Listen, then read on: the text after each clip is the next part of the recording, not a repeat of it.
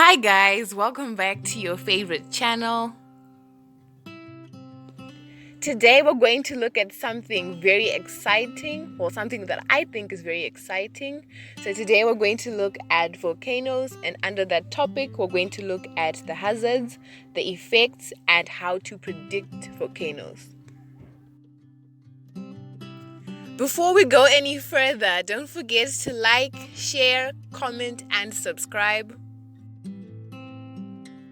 Under the hazards, I've got dangerous gases, lava flows, glowing clouds, pyroclastic material, and lahars. So I'm just going to expand on each and every one of those. The first hazard that I'm going to look at is our dangerous gases, and I've picked out two examples, these being carbon dioxide and sulfur dioxide. But during a volcanic eruption, there's so many other gases that are released. One very good example of a volcanic eruption that ended badly after poisonous gases, in that case carbon dioxide, excess carbon dioxide, was released, was the Lake Nyos 1986 volcanic eruption. The second hazard that we're going to take a look at is our lava flows, and there are two types of lava, basaltic lava and rhyolitic lava, and their differences are based on silica content, their resistance to flow, otherwise known as viscosity, and melting temperatures. At the Mid-Atlantic Ocean ridge, we have basaltic lava being released, and once it cools and solidifies, it forms the seafloor. In AD 79, there was a horrible volcanic eruption that took place at Mount Vesuvius, which is found in Pompeii in Italy. And in this particular case, there was rhyolitic lava that was released and managed to kill over 2,000 people.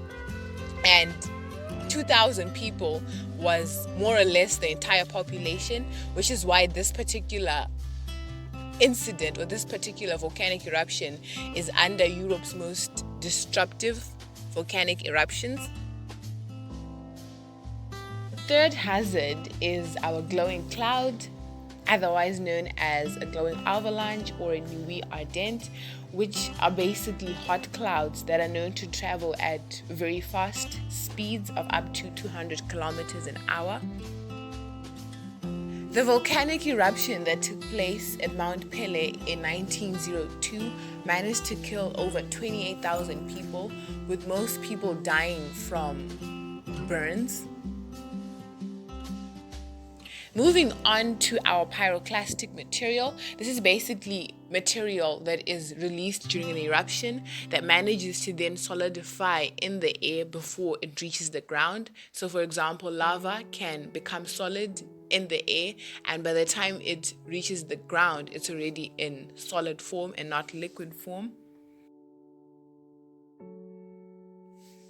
Then finally, we have our lahars, which is basically a mixture of water, rock debris, and pyroclastic material, which combines and moves down the mountain and can cause a lot of damage. During the 1985 Nevado del Ruiz volcanic eruption, a lahar was formed which managed to flow down the mountain and made its way to a small town called Armero, which is about 40 kilometers away from the volcano, and managed to kill about 20,000 people. Now I'm going to move on to a number of ways or methods used by people in attempt to predict volcanoes. Spider Legs was basically a heat-resistant robot which was placed at the mouth of Mount St. Helens and was basically supposed to monitor the activity of the volcano. Another way to try and predict a volcanic eruption is to pay attention to any changes in the concentration of certain gases within the atmosphere and in water bodies. Total ozone mapping spectrometers are used to monitor gas emissions within the atmosphere. pH meters can also be used to detect any changes in the pH values of water within water bodies. Sudden increases in temperature, for example, air temperature or the temperature within our boreholes or hot springs, can actually act as an indication that a volcano is about to erupt. Some sudden changes in a volcano's physical appearance can actually be a warning that a volcanic eruption is pending. For example, before the 1980 Mount St. Helens volcanic eruption, swelling was noticed on one of the sides, and this was a clear indication that the volcano was about to erupt. One can actually just take a look at any changes within the environment. For example, certain animals may start to behave differently, and this can be an indication that something is wrong. Moving on to some of the negative effects of volcanic eruptions. Some of the effects include people dying.